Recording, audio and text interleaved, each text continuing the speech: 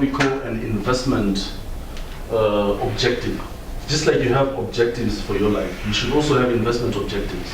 When you buy a certain company, for example, Econet, okay, which I bought at 12 cents the time they were having the rights offer.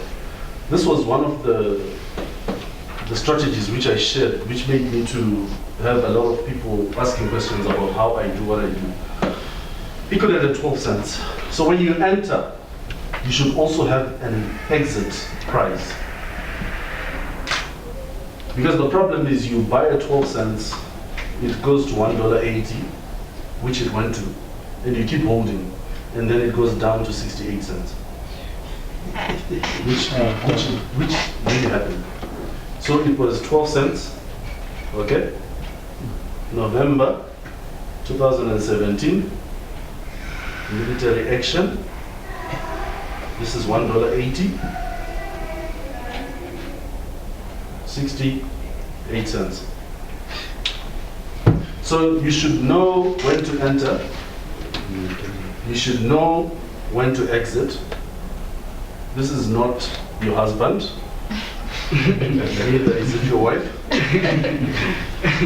When you're done doing what you do, in the Arabs they say salam alaikum, which means goodbye, my friend. Okay?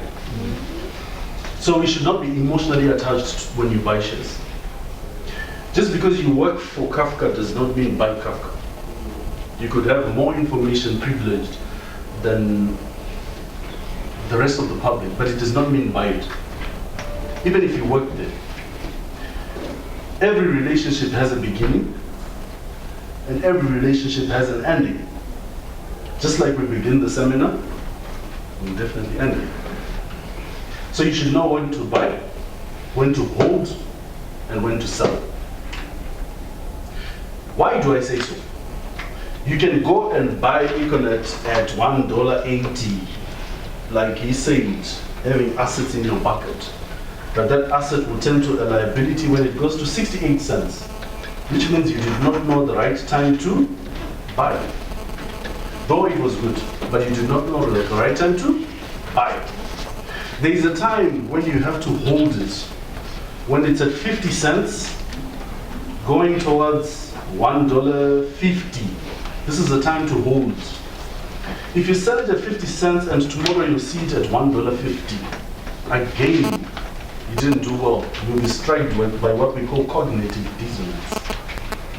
Cognitive dissonance, I heard we've got students here. They'll definitely tell you what cognitive dissonance is. Because they're the funnies.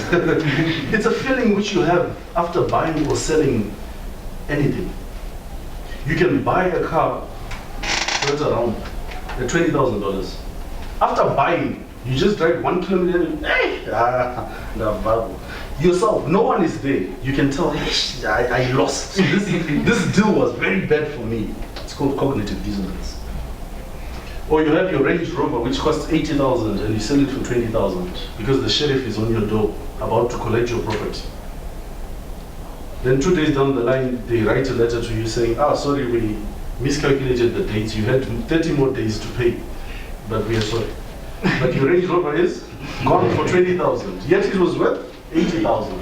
Again, that cognitive dissonance comes. Oh, I lost.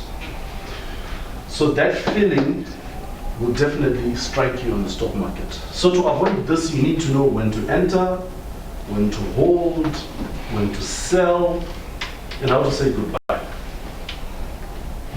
Okay? You should not be emotionally attached to a company. Every time I say I do the stock